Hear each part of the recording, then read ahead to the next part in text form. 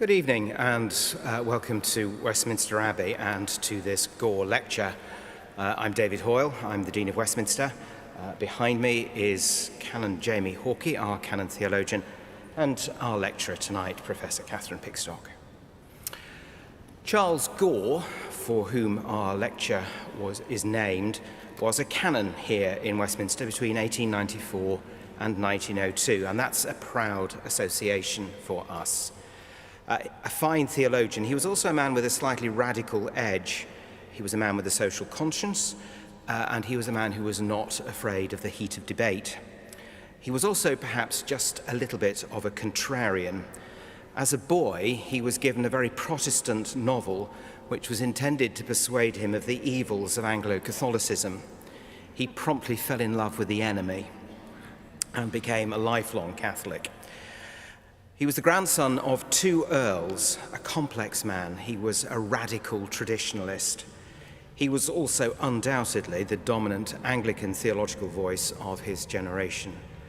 And for all his blue blood, he was passionately convinced that church is, above all else, community, a community of us all, and that faith is corporate or it is not a real faith at all. These lectures, held nearly every year since 1935, honour his legacy, a legacy that subjects important issues to critical and informed interrogation. And it's a delight for me to give way to Jamie, who will say a little bit more about our theme this year and about our very distinguished lecturer. Thank you, Mr. Dean. As the Dean has already mentioned, the Charles Gore Lecture is, of course, the theological highlight of the Abbey's annual calendar. Gore lecturers having recently included voices such as the late, great Jürgen Moltmann, Professor Anna Rowlands, Professor Miroslav Wolf, and Marilyn Robinson. This season, the Abbey focuses on its literary heritage with a wider engagement program entitled Voice and Verse. You can find further details of that on the Abbey website. Geoffrey Chaucer's burial in Poets' Corner and the emergence of a cult following in the mid-15th century led to that space in the South Transept becoming a pantheon to the English language.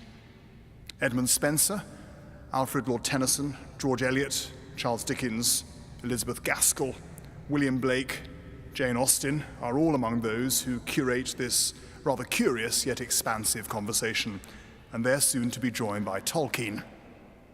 So for this year's Gore Lecture, we are deeply privileged to be joined by one of the most poetic theologians of our day. Catherine Pickstock is not only an exceptional contributor and teacher in philosophical theology and metaphysics, in liturgy and cultural criticism, but also someone whose work is simultaneously both profoundly artistic and shaped by the arts. Her biography is on your chair, and you'll have an opportunity to ask questions after the lecture. We're hugely grateful to Professor Pickstock for being with us tonight, and it's a great delight to invite her to give the 2024 Charles Gore Lecture under the title, The Poetics of Life, Life as Poetry.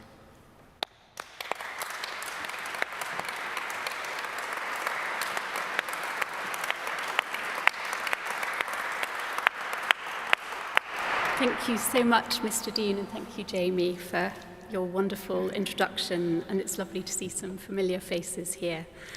And, well, it's a great honour to be invited to give this lecture, as we've heard, named in memory of one of the greatest Anglican theologians in the liberal Catholic tradition, convinced that Christian orthodoxy was compatible with the integrity of both the sciences and the humanities.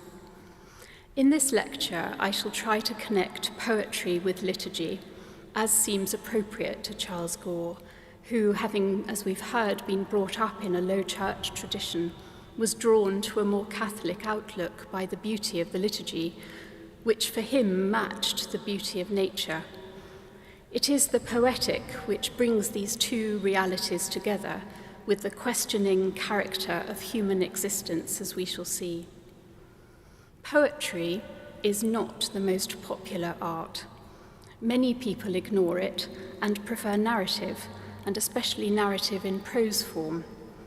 Yet a remarkable number of people are drawn to write a poem at some point in their lives.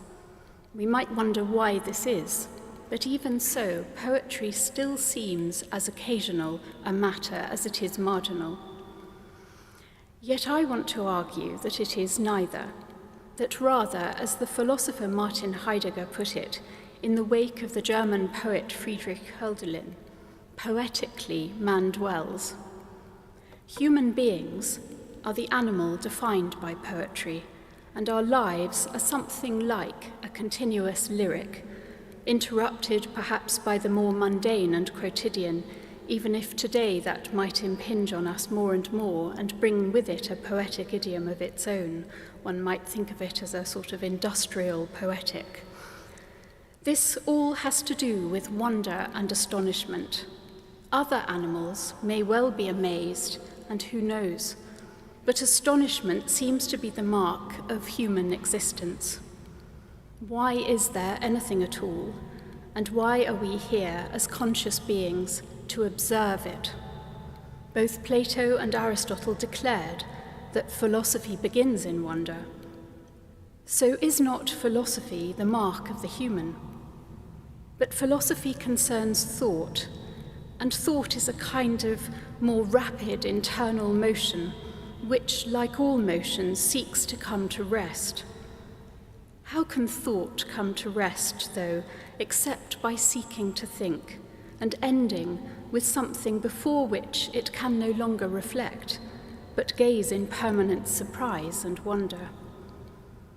If philosophy begins in wonder, it also ends with a more final and mysterious wonder. It is perhaps this wonder which is expressed in poetry, just as it is also expressed and performed in ritual.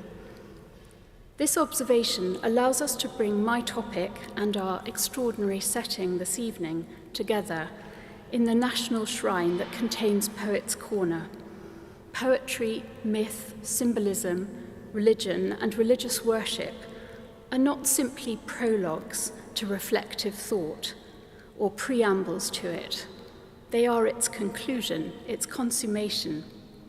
Human life, from childhood to our very ending, passes from naive wonder via complex discursive reasoning and practice to a more final and interminable wonder that anticipates what Christians call the beatific vision. Thus we pass from lyric initial moment to lyric final moment, and all that is between is in a way incidental, building up to further wonder through a variety of detours, pauses, interruptions, and forms of suspense. Nearly everyone catches sight of this now and again, and this is why we might sometimes yearn to write poems. But they are not really a distraction. They are rather the real thing from which our fallen and distracted lives have been diverted. So how might we live more truly and poetically is my question this evening. When one rises in the morning, one does not usually say to oneself, "What am I going to say today?" Not unless one is about to appear on national television to discuss a crisis or deliver thought for the day on the radio. Rather, one may well ask oneself, "What am I going to do today?" We may well think that we are going to perform a series of continuous, if stuttering and punctuated actions in a single or in varying contexts. But we do not reflect that all these actions will be accompanied or shaped by signs or speech in some manner, whether spoken or written or in inner monologue or stream of consciousness or perhaps sung or intoned. Language is so hyper-present that we tend not to notice the way it shapes things. Yet all specifically human action is articulated, symbolic action, in some fashion performed in a kind of language or in signs of some kind, as well as in gesture and deed. To act is to live. It is to grow, move, and engender. It is also to disclose, to express, to speak like other animals. But in the case of the human animal, it is to speak with more variety and unpredictability, whether at the individual level or at the group and ethnic level. This can be the cause of conflict as well as varying cultural miracle, ever since the building of the Tower of Babel. The post-Babel work of devising diverse cultures is wondrous, and to be celebrated as a better alternative to the false unity or the false semifactive uniformity imposed by tyrannically imperial culture. This variety is itself poetic, and yet it is a divisive plurality, or polytheism, if it does not seek out a redeemed sort of harmonious variety under the aegis of the real one and yet various and transcendent God. This is why the work of great poets such as Dante and Shakespeare, and indeed Tolkien, whose anniversary we celebrate this year, and who was a poet in both the narrower sense and the broader one of Dichtung or inspired writing, was at once to do with crafting a national sensibility, and yet also looked towards a more universal humanist horizon. All three of these poets reached an enormous international audience, despite their specific work on their national language, their national mythos and sensibility. It follows that the post-Babel process of diverse linguistic invention is at once catastrophic and yet redemptive. For insofar as the human creature is anarchic in her generation of such farraginous or mixed-up modes of order, we should not say atheistically that she has simply been thrown up by a random process of evolution or chance. Rather, we should say that, on the surface of nature, she manifests openly and consciously the very dynamism of life itself, nature naturing, or nature in process, rather than nature finished and settled, as in specific plants and animals. For we cannot make any sense of nature in terms of formal logic, which merely polices tautology by refusing negations, nor in terms of legal regularities which belong only to nature natured, as the sedimented deposits of fixed habits, the regular operations of secret powers that nonetheless retain an anarchic creative potential. It is in this sense, as thinkers now back in fashion, such as Henri Bergson and A.N. Whitehead, realized, that nature herself, beneath the regularities of mechanism, or even the probabilistic regular irregularity of the quantum, is life, in the sense of an immanent absolute that brings herself about, gives birth to herself continuously, and yet is wretchedly never satisfied with her offspring, moving from species to species, and within species from season to season, and bloom to bloom, always resembling but never quite identical, in such a way that if the wind were to blast a specific rose in our garden, we are only half consoled by the arrival of a new bloom the following summer, regretting the dispersal of last year's petals. Nature as life is therefore already a poem, and has sometimes been the subject of poetic epics, as with Lucretius's albeit materialist poem De Rerum Naturae. If human beings are poets, then they still speak with the poetic voice of nature, since we are exhaustively natural creatures, even if we are drawn, like all creatures, but discursively and consciously, by the lure of the supernatural. It is for this reason that Augustine and Aquinas spoke of our intellect as a higher kind of life. It is not that our thought is perched on a kind of trellised balcony, peering down on the street scene of nature beneath us, gathering information and then running it through a process of calculation and computation. It is rather that our thought is a continuation of life in the mode of awareness, expressing nature fluidly and continuously, more primarily than communicating nature as a series of items one by one, but actually as if it were forming a tendril or shoot of life itself. This awareness, as for Ludwig Wittgenstein, is not initially private. It is only possible as a dilation of the forms that we find within matter. In new abstracted terms, that nonetheless must still be rendered symbolically concrete by the imagination and in language. Every thought must take a detour through and conclude with a turn to the imagination, according to Aquinas, or one might say every idea requires its objective correlative, as T.S. Eliot expressed it. Therefore, poetry is not a rarefied art practiced and enjoyed only by a few, like an elite sideshow at a remove from the fray of life itself, or when the true brute life has been set aside for a brief ornamented duration. In fact, if it is a relatively esoteric art, this is because it bears the secret that all language is more fundamentally poetry than it is pragmatic communication. In theory, it would seem, from a rationalist and utilitarian perspective, that we could operate more efficiently without consciousness, like so-called artificial intelligence.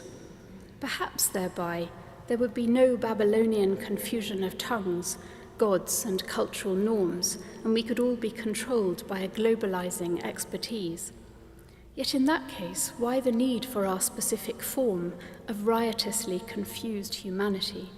Wouldn't we be happier living like sportive dolphins, with no tooling or spinning or troublesome ambivalent inventions that seem always to release a Pandora's box of troubles? Yet this reflection reveals that in fact the cart should indeed be put before the horse. For it is not that words were invented so that we might better manipulate things, but that things have only appeared to our view in all their diverse aspects and contingent alterations through the process of human naming, which has therefore always been fundamentally a poetic naming. Initially, human beings isolate and identify by virtue of delight at the plenitude of life, that there is life, only as an afterthought becoming aware of the possibility of useful exploitation. It is not that the story of Persephone symbolizes the harvest, but that the harvest symbolizes the story of Persephone.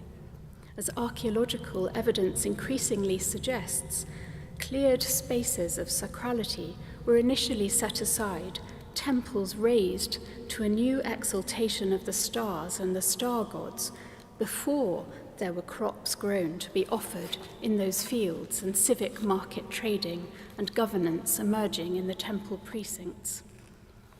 So it would seem that the London Welsh Catholic poet David Jones was exorbitantly right. Gratuity is more fundamental than utility. The Darwinian adaptation of things the better to survive is, though true, nonetheless secondary to the contingent reality that certain organic things arise rather than others in the first place, since the modes of survival and adaptation are infinite. It is for this reason that even if one is not a politician or a broadcaster, one ought to ask oneself, well, what am I going to say today, as much as what am I going to do? For covertly, every single dawn, we are once more in the situation of primitive humanity, or of the toddler beginning to babble, even though we speak and can only speak through the forms of a given language, and most of our use of that language in the course of any given day will be predetermined. All the same, we cannot quite repress that even today the continuing truth that each person has her own idiolect, not just her own unmistakable tone of voice or inflection, but her own idiosyncratic adaptation of the common tongue, as if her own pathway through the words must always be renegotiated and words rush towards her. For this reason, what we are going to do on any given day is to speak one long continuous poem until nightfall, one long disclosure or expression of ourselves and fusion of ourselves with nature, with artifice, and with other people. It may seem indeed that our words will be mainly anchored to or confined by routine to the sustaining of regular processes and the prevention of emergencies, but at an ontological level, there is nothing that we have to do. Once again, in the wake of many sociologists, there is a reversal here.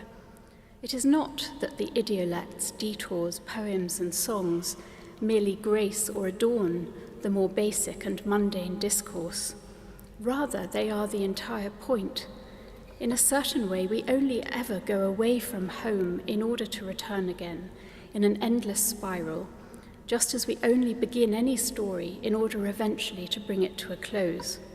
In theory, we could all gather berries from the hedgerows and survive together in greater peace. But instead, we unnecessarily heave ourselves about, transporting food all around the world, going to work often to organize the logistics of all of this heaving, then go home to eat our imported food. Our economy inscribes circles which we do not need to inhabit, but we do so for the sake of fascinating and exorbitant intricacy and complexity, in such a way that the complex of utility within which we are so entangled is itself a kind of macrocosmic gratuity, a matrix temple of immanent pleasure and fume, as opposed to the temple bearing sacrifices aloft. This can sound airy-fairy, yet the point is that the fairies do have the first and the last word, as Tolkien knew. Thus, in a sudden emergency we have faced in the United Kingdom this past August, the calls for a robust, rational and efficient restoration of order in the face of disorder are correct, and yet never enough. Beyond this, we need to think about how disparate ethnic communities can come together, harmonize, live in peace. There are different versions of this, and how far it might be locally negotiated. So this is not just a utilitarian question. These questions are so much more important than those of utility. They involve questions of who we are as human beings, what is the point of our lives, and how can we have a shared culture allowing diversity? It is a question of gratuity and not utility, a poetic question about our shared human expression and disclosure, our ultimate liturgical carapace, our cosmic poem. We have seen that nature is most fundamentally self-creating life, and that therefore nature, or the wisdom spoken of in the book of Proverbs as the first daughter of God, is a poet, and her manifold products are living poems. As natural creatures, human beings mysteriously display on the surface of nature her underlying poetic character, but in a conscious mode. We sense reality in a fivefold way, and we distill this common sensing as thoughts, which, because we remain embodied as well as spiritual creatures, require the objective correlatives that are words. Language is a kind of restrained music, complexly coded to invoke not just resonating sounds, but also images, scents, tastes, and touches. Language is in this respect inherently synesthesic, as particularly French poets from Charles Baudelaire to Paul Claudel have emphasized. It is also mysteriously onomatopoeic, as Plato argued in his dialogue, The Cratylus. We cannot compare words with the nature of things because we only know and identify things through words in the broadest sense, whether cried out or drawn or ritually enacted or intoned. For this reason, as for the French-Swiss poet Pierre Chapuis, who died in 2020, etymologies are ultimately unfathomable and untraceable. We do not know what the first root or inspiration of any verbal expression was, nor even that there was one first original root, as he argues. Rather, since primordial times, there was a rhizomatic entanglement of roots, in such a way that the naming of one thing was always an analogical echo of the naming of another. Metaphoric chains, therefore, have no literal beginnings, and if there is a literal contrast with the metaphoric, then this consists in relative verbal stability that is related to sufficiently stable natural habits, susceptible of being legalized, and so to nature natured. It follows that poetry is both the original condition of language and a coordinating art, since it is at one with the common sensing that is the root of thought as such. It is for this reason that poetry is ironically the most obscure art and often only appeals to a minority taste. Other arts may be more exorbitantly compelling, spectacular, or enthralling. They augment sound or vision, they subsume one, and exalt the objective space in which we live, showing us the secrets and mysteries that surround us. Poetry can be allied to this through epic, myth-making and drama, song and masque, festival and opera. Yet of its purest nature, it is lyrical expression and not fictional, except by a necessary artificial diversion or invention that is germane to language as such, being something contrived or conventionally made up by us. For this reason, poetry cannot fail to tell us at least some sort of story that takes off from and even deliberately conceals, as Chapuis argues, its private occasioning reality. And yet poetry cleaves closely to reality, grows from and within it. Like music, indeed, it belongs in part to the unconscious thinking of nature. It wells up from unknown sources of which the poet is not fully in control. She is darkly led to a goal that only emerges or rushes towards the poet with the completion of the poem itself. In this regard, however, poetry is not an anomaly or oddity of thought, but is most fundamentally thought, insofar as all our thoughts initially arise as inspirations that come rushing to us, perhaps not beyond our probing altogether, but certainly beyond instrumental control.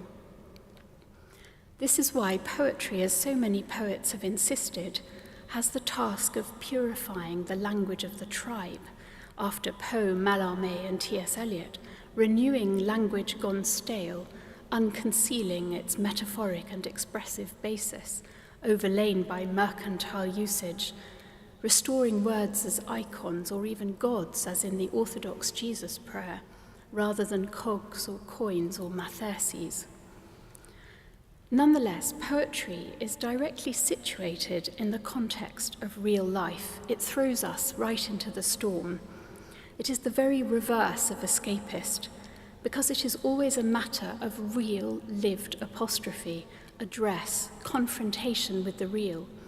A poem is often invocatory. It may address a lover, a dryad, a daimon, a muse, or a god. Even if it addresses no one in particular, it is a disclosure of the living reality of the poem and of the poet, and seeks its ideal audience, the reader who can resonate with the poet's experience in a kind of shared subjectivity. In this way, as Chapuis again contends, there is a kinship between poetry and love. Both involve actions reaching out to another, to a thing or to a person, and both involve a reaching out towards appropriate expression itself. In this way, poetry is ecstasy, but this being carried away does not free the poet from exercising technical judgment. Rather, it occasions it. Every poem, because it evokes the very core of language, effaces itself before the things of which it speaks, and yet, at the same time, it substitutes its seductive words for those things, expanding or dilating those things newly. It also, and most drastically, substitutes the poetic spoken I for the real living I, and the poetically invoked you for the real living you. And we know all too well how many male poets have preferred the ideal melancholically lost girl to the real girl they might live with every day, as Søren Kierkegaard relentlessly self-investigated. So should the poet classically hide the metaphoric word behind the plain thing, or should she advertise or display the word itself in the manner of the Spanish Baroque poet Luis de Góngora, 1561 to 1627? In his poetry, conceptism, or the play of words, is taken to such a cultic extreme that when the maritime is figured as the celestial or the terrestrial, The inorganic is figured as the organic, the meteorological as the human, the local as the global, and the natural as the artificial. We can no longer discern an anchor in its concatenation of conceits, and it is the words themselves that shine more than any invoked constellations. The dew for him is also a tear, is also sea spume, is also a pearl, so that even nature naturing fuses with nature natured, like a nymph transformed into a tree by an angry god in Ovid's Metamorphoses, and in keeping with the Baroque tendency to freeze the dynamic, as disinterred by José Antonio Marival in his Culture of the Baroque. Flowers for him are equally jewels, but the jewels prevail just as dead and mourning words loom over living things, as Góngora says, the course of my metered weeping floating urn upon a lyrical river.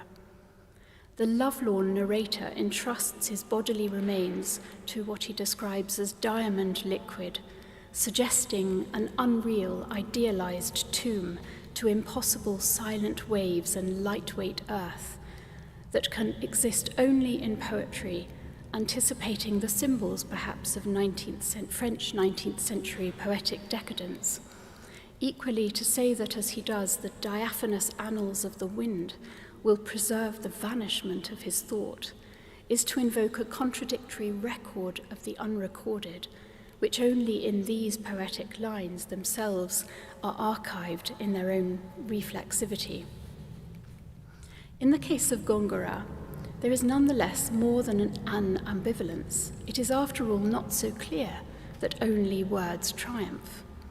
The Baroque style often sought not simply to advertise its own mannered artifice, but also to echo mimetically both the onrush and the pauses of natural processes, as noted by Chapuis, who regards this attempt with much ambivalence as not sustaining sufficiently the eschatological reserve of a continued gulf between word and thing, in which meaning, or at least a desired meaning, somehow arises in an absence between the preserved integrity of both. Góngora perhaps alternated between separation and fusion of word and thing, fusion being required if meaning is to be offered as more than just a promise. Thus, in terms of such a fusion through mimetic echo of form, his great unfinished sequence, the Solitudes, reaches back towards things and towards reality by focusing a wealth of invoked classical mythology and imagery of a precariously teetering complexity upon imagined scenes of quite ordinary peasant and fishing seafaring life in a kind of naturalized pastoral that appears to suggest that only such poetic cultural complexity can do justice to the ordinary rooted life of human beings, which is the real human poetry, in continuity with that of nature. The greed of the Spanish and Portuguese conquistadores of the New World is rebuked by Góngora in such a way that could seem to cast quite an ironic light upon the luxury of his own poetic display. Even the private misery of the narrator scorned by his mistress is salved and dignified, not so much by grandiose poetic lamentation, but by being placed within a cosmic scope. Deepest ocean be its urn, he says, and mountains of the world its obelisks. If we turn from the Spanish Catholic Baroque, Góngora was a rather badly behaved priest, to the English Anglican Baroque, then we discover in George Herbert, the saintly Anglican one, a still more self-referential, philosophical, and so metaphysical way of writing poetry, which tends more securely to rebut the accusation that the Baroque is only about show. Indeed, Herbert seems to anticipate the French classical accusation of Pierre Boileau, invoking Longinus, that simple figures of speech are much more effective and evocative of reality than complex ones. And yet, in Herbert's two poems, Jordan 1 and 2, he does so only in the most highly ironic and contorted manner, apparently eschewing in Jordan 1 fictions and false hair, as alien to the true lyric, perhaps for the reasons I've already outlined, he appeals, rather like Gongora, to shepherds as honest people who do not need the pastoral apparatus of what he calls enchanted groves and sudden arbours, nightingale or spring, any more than a lover needs purling streams to ornament his passion. Beyond mere riddles, he concludes, referring to the hymn we all know, nor let me punish me with loss of rhyme, who plainly say, my God, my King. The poem ends then with a renunciation of poetry in favour of plain speech, as both more honest and more theological, because the final line fails to rhyme, as it should and as we all expect. And yet, of course, Herbert intends us to realise that king for God is metaphor, as often favoured by royalists like himself, against plain-speaking Puritan republicans. More subtly still, deliberately to fail to produce a rhyme within a poem remains a poetic device, like a deliberate discord in music, and in this case it tilts towards things over words only by actually fusing the two, and so the literal with the metaphorical. A similar effect is achieved at the end of Jordan too, and in both poems, of course, the implication of the title is that we ourselves as readers, and history also, have to cross the at once literal and metaphorical Jordan if we are to reach the heavenly realm.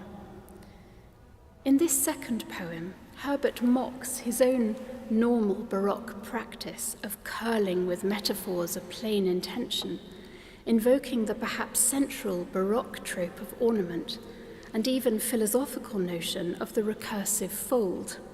He laughs at himself for imagining that nothing could seem too rich to clothe the sun, and like Gongora again, he links the self-indulgent riot of imagery to commercial excess, decking the sense as if it were to sell, he says. Herbert notes the way in which the enunciated I of speech tends to suppress the enunciating and living subject. He says, as flames do work and wind, when they ascend, so did I weave myself into the sense. The risk here would seem to be that art is something the artist hides behind or within, just as the achieved work, as the proper public goal of art, tends, as for Chapuis, to obliterate the occasion of its genesis, and so to hide the maker from her own intransitive subjectivity, substituting, in the Aristotelian terms often invoked by the poet David Jones, poesis for praxis, and a dead monument of the self for our living reality. Thus, the final italicized couplet of the poem denounces such long pretense. A significantly other and intruding voice of a friend whispers to Herbert, there is in love a sweetness ready penned, copy out only that and save expense. This suggests a direct engagement with his real self of ethical practice rather than poetic performance, and that the true subject of poetry is, once more to allude to Chapuis, identical with the practice of love and connecting with the human, angelic, and divine other. This practice, this living of a life, notably refuses the expense at once of commercial dealings and of metaphorical over-elaboration. But once again, there is a catch. Herbert, the artist, slyly and formally, has the last word over Herbert the preacher, and what is being substantially said on the surface. To speak of love as a natural sweetness that can be copied is to deploy with fathomless conceitedness a figure of literal mimesis itself as metaphor or proportionate analogy, in such a way that imitating love is compared with transcribing a document. But why, if all is now to be literal, do we need this trope? The answer is that within this comparison of two pairs, the original of one pair, the sweetness of love, is no object that can be readily identified or pinned down, so can only be spoken of indirectly and in terms of other things after all. Yet once again, the effect of this conceit against conceitedness is, rather as for Gongora, but now with respect to the supernatural and not the natural, to make us feel the metaphorically invoked with as immediate intuition as the literal, fusing the direct and the indirect, the immediate and the mediated, the natural and the artificial together. The effect of this, one could argue, is redemptive. It is Christological. In a fallen world, nature can seem lacking in meaning, and on the other hand, our meanings can seem lifeless or unnatural. The mergings achieved in different idioms by Gongora and Herbert tend to mutate nature into meaning and to resurrect meaning as still a mode of natural life.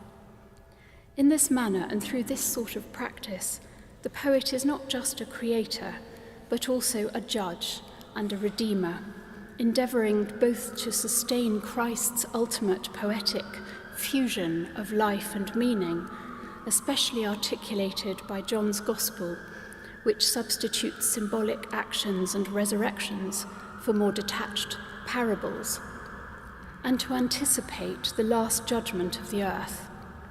In consequence, the poet has to sustain an oscillating balance between word and thing, word and person, which, as we have seen, tend to obliterate each other. She cannot just let things be things, because real things sing of themselves, and yet their song has been somewhat lost or occluded.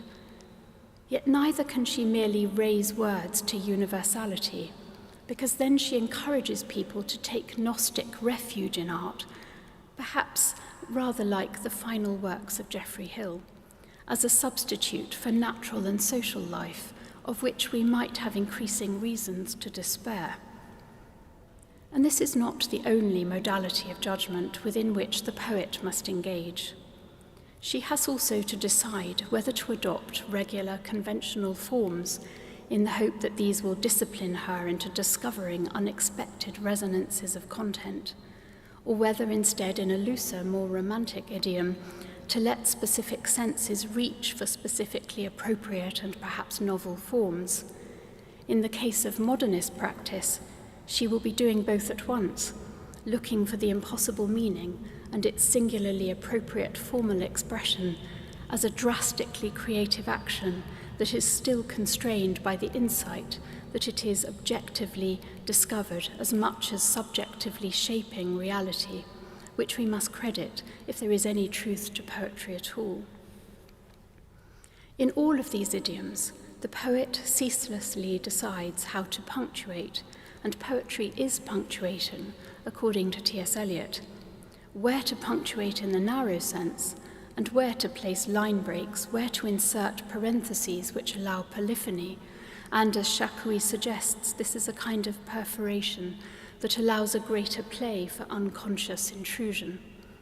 The latter being vital, because the paradox is that it is only the dimension of the working of unconscious natural life that ensures the surfacing of human originality beyond the machinic at the level of language, where it can be consciously appreciated, though never fathomed. All of this is a question of dialectic, in Plato's sense, as once of appropriate combining and appropriate spacing or dividing, which essential and universal attributes should be combined with which constant subject, including those of the speaker and the first-person voice, and which underlying thing or substance, when to pass from one subject to another, from one stanza to another. And for all of this, there are conventions and examples, but no ultimate rule. Once more, poetry, the radical level of human language and of the symbolic action of each one of us, is nature naturing, nature in process, become consciously responsible in a manner that should cause us fearfully to tremble, We can understand the intervals and distinctions between natural things as both the interim conclusions and the judgments of nature, the lily as much as the porcupine, the beetle as much as the beech tree. The same is true of the attributes of each thing, the shadings and the shade of the oak tree, the grey-green melancholy of the ash, and the endlessly varying way in which each natural thing generates and organizes these universal properties. Here also we see temporary conclusions and summary verdicts on all that has been so far, as well as anticipations of all that is still to come. Poetry sustains this self-judgment that is life, as much as it sustains the self-creativity that is life. It has to try to help finish broken humanity, just as broken humanity is charged to repair broken nature. Ultimately, this means that life must be restored in its innate deathlessness, and all things be redeemed.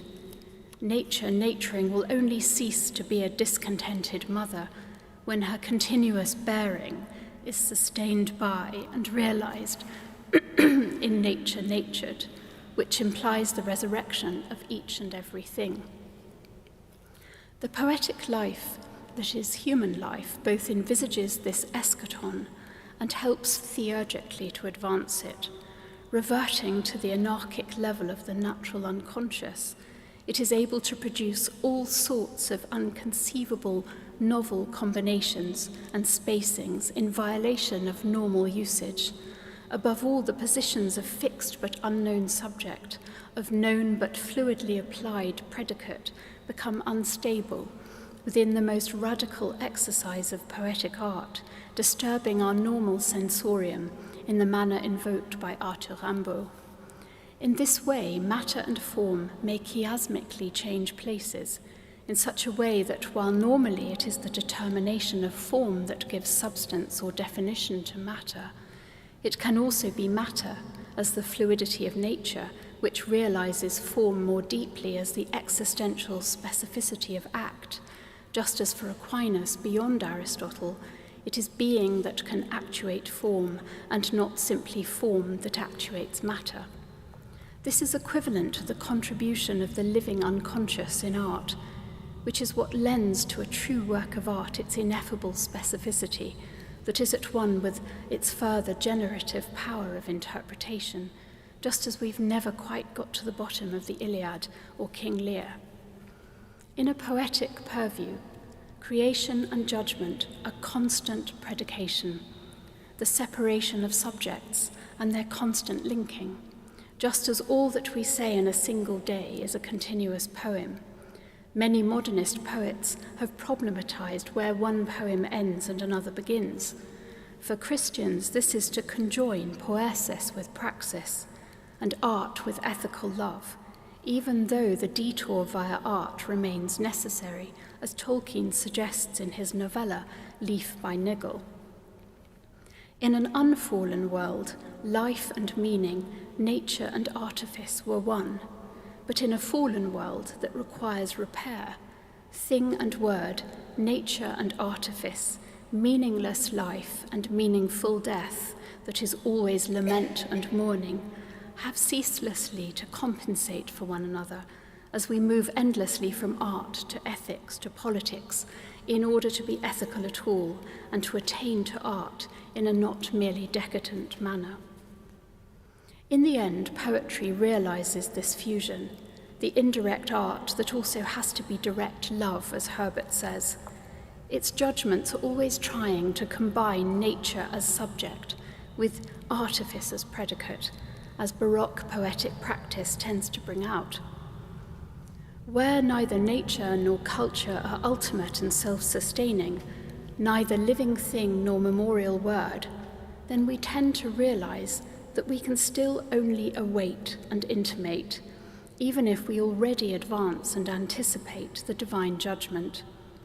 For now, we can see that since creatures only participate in being, they only receive being in terms of their contingency, their might not have been.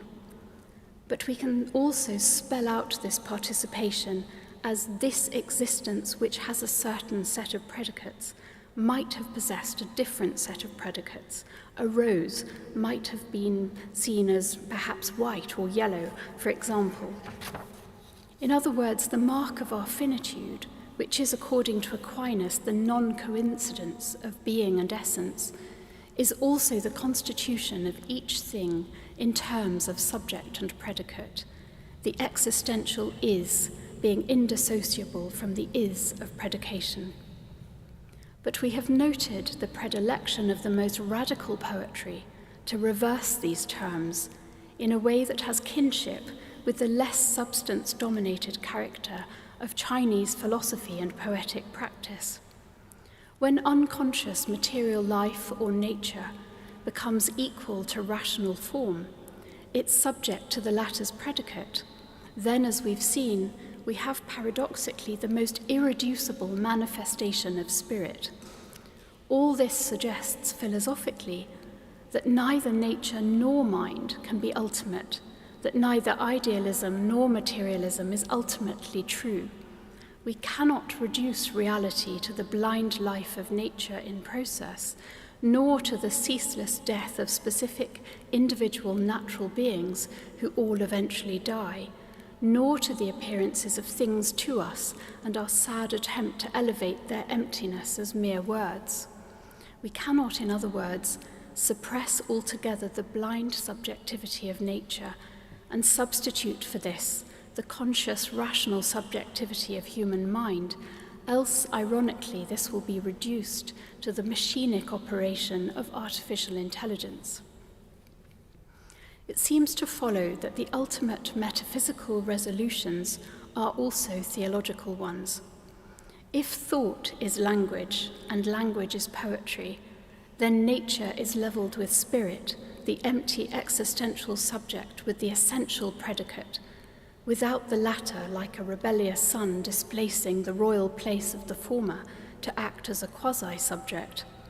Instead, the ultimate subject remains always dark, and in one sense it is matter that stands for the fluid givenness and primacy of being, and even for the integrity of the always embodied human person.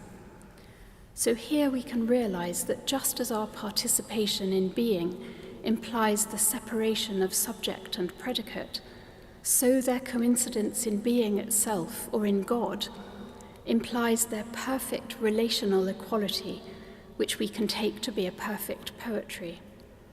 This coincidence cannot be the simple obliteration of either, because anything that exists also shows itself and expresses itself, and the shown means nothing we can make sense of unless this showing appears in some way. In this manner, we can conclude that the existence of everything as poetic life, which was opened to view by the incarnation of the Word as miraculous and resurrecting life on earth, also tends rationally and inevitably to reveal God as absolute poetic life, and therefore as triune. The Father is not a lone, all-surveying intelligence, but rather the eternal and instantaneous emergence from the unconscious depths of eminently material nature into artistic expression in the Logos, the Son. Thereby, the grammatical predicate is raised into absolute relational equality with the grammatical subject, as likewise art in relation to nature, in a reversal as suggested by the Cambridge philosopher Margaret Masterman.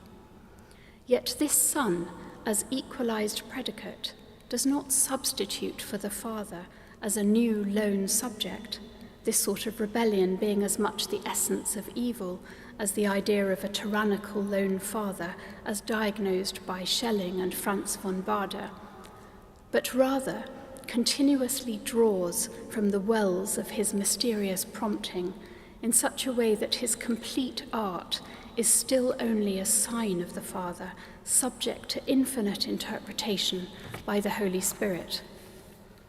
In this way, we can suggest a seamless vision of a metaphysical poetics of life, as also a Christological and Trinitarian theology. But this theology is more primarily lived than thought. If God himself is surprised by the completed art of the Son as the work of the Spirit, just as God was surprised by the goodness of the completed creation in Genesis, then we participate in the divine poem by moving from initial to final wonder, as suggested in my introduction. It is not that we become more mature through analytic reflection upon reality and upon our individual lives. It is rather that we pass through this always needed analysis towards a second naivety that is the real certainty of faith before the concrete wonders disclosed by revelation, by the incarnation, the coming of the Spirit, and the repetition of the sacraments. Poetry articulates our final astonishment before nature and life. The poetry of the liturgy articulates and enacts our final astonishment at the beginning of our final redemption. The beatific vision and the edifice of the New Jerusalem, which this building anticipates, will not be a final explanation or a plate-glass citadel of transparency. Rather, both will be ultimate wonders of art and of poetry, inexhaustibly to be wondered at and praised in song.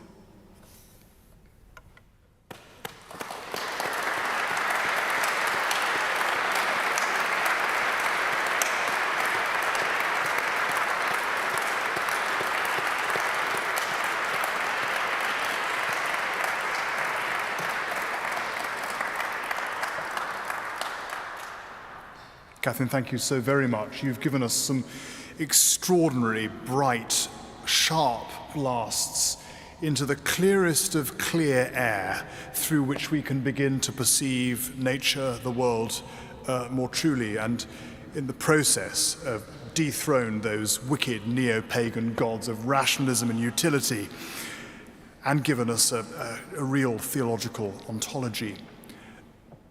Catherine has very generously agreed to answer some questions or to engage. We have just under 10 minutes. The other Catherine at the back, to whom we owe many thanks for organizing this event, has a microphone. So, who would like to kick us off? If not, I shall abuse the chair relentlessly. The gentleman in the middle just here in the light blue shirt.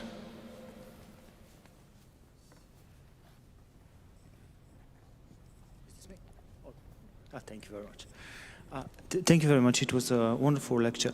You spoke and asserted that by poetry we are trying to fix the natural world, and you mentioned natura naturans.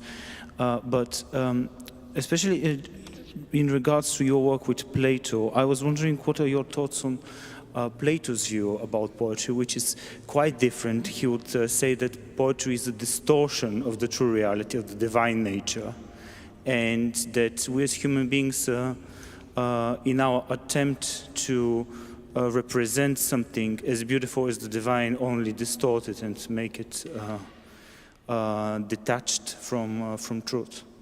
Oh, thank you. Yes, Plato on the poets. That's a tricky one. Yeah, he appears to be very critical of the poets. But actually, if you look at what he is worried about in the poet, in the work of the poet, it's a kind of mimesis that occludes the progress of the soul to find the highest realities. He's worried about anything that distorts the progress of the soul. And so any kind of mimesis that will somehow fool the soul into thinking it's got to a kind of a realization of reality before you've actually reached reality, so you're still stuck in the cave. He's worried about that. But nonetheless, I think if you look at the Phaedrus, for example, there's a kind of a higher mimesis or higher poetry going on in that dialogue where it really erupts into a kind of liturgical poetry, a sort of alignment between the philosopher-lover and the highest realities.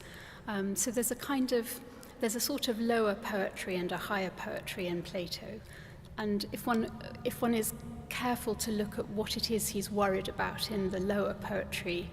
I think one can still sort of find something incredibly useful in Plato's view of this kind of higher poetry, or a sort of writing on the soul. I'm not sure that I would need to think more about whether there might be a place for lower poetry in my scheme, but I don't think that we should dismiss Plato just because of his concern, because I think it can be understood in his broader metaphysical framework.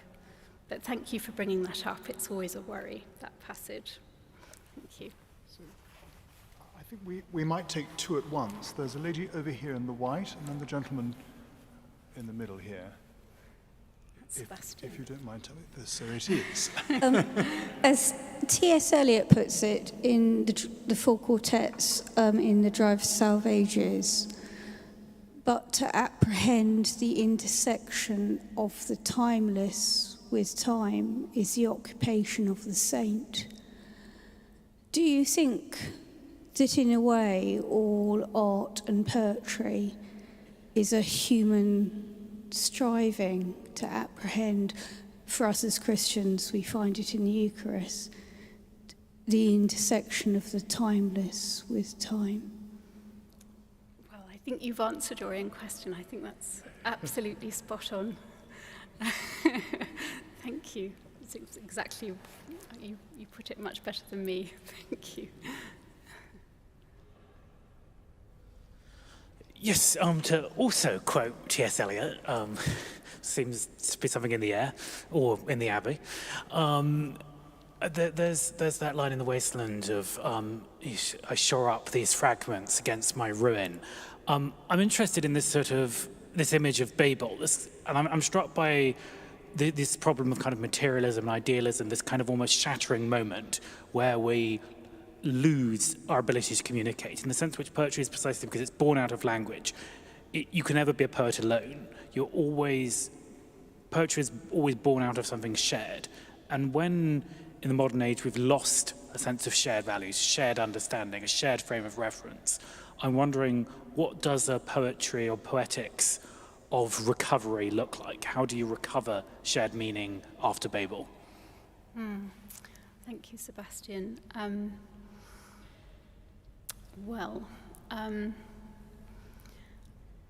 I don't know that I can answer that in one way. I think about this problem a lot, and I kind of have a different approach to it each day, really. Perhaps I'll just answer with regard to today. The poem by David Jones that many of us know, R. Domine Deus, is perhaps a poem about what you've just asked, and how do we find Christ's wounds in the nozzles and containers. I have said to the perfected steel, be my sister. So in that poem, he's trying to find Christ in the cylinders and bollards, I've forgotten, the pylons, not bollards, of the world around him. And of course, the world around him was nothing to now, the world we face. But in the end, his final line is Ea Domine Deus, which is incredibly ambivalent. And we don't know if that's a lamentation. He cannot find the Lord in this landscape. Or is it a greeting? Is it a sort of a finding? Is there, and of course the poem itself is cruciform as he kind of goes through this landscape. So I want to be hopeful and think that there isn't really anything, any kind of concrete form that couldn't, that might seem to be utter conformity, to have occluded the dazzle and the specificity of revelation. Who are we to say where revelation can show itself or not?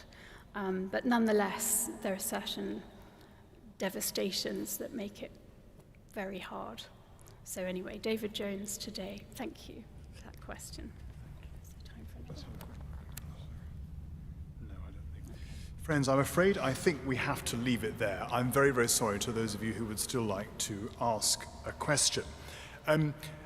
As we close, I would just like to say two things. Firstly, to note Catherine's immense contribution not only to, as it were, formal theological scholarship, but also to the shaping of the minds and hearts and practices of so many younger theologians and ordinands over the years. Her influence has been and continues to be extremely profound, and we should recognize that in this of all places. What we've been given this evening is as I intimated earlier, a clearer lens through which we might begin to perceive something of the reality set before us in creation and redemption. And this itself is necessarily a generative process, but it is right at the heart a refreshed sense of how we might perceive reality. Some years ago, I asked a very aging and very distinguished friend, who is a very retired public servant, what he felt might be the remedy for our times. And he simply said, more poetry, less plumbing. More poetry, less plumbing. I think we've seen a slight condemnation of plumbing this evening. More poetry. Catherine, you've set before us this extraordinary vision. It's a vision which seems so sparkling, and yet we each know it in our hearts. We know it at our moments of celebration and of lament. And perhaps that is a way in this extraordinary place of remembrance and celebration to tie this evening together. Celebration and lament. We know it first in the temple of our hearts, which the Christian tradition teaches us will ultimately lead us to a truer interpretation for ourselves of the image and likeness of God. Thank you, Catherine, for setting before us this vision in a way that the great Canon Charles Gore would surely have been very proud. Thank you.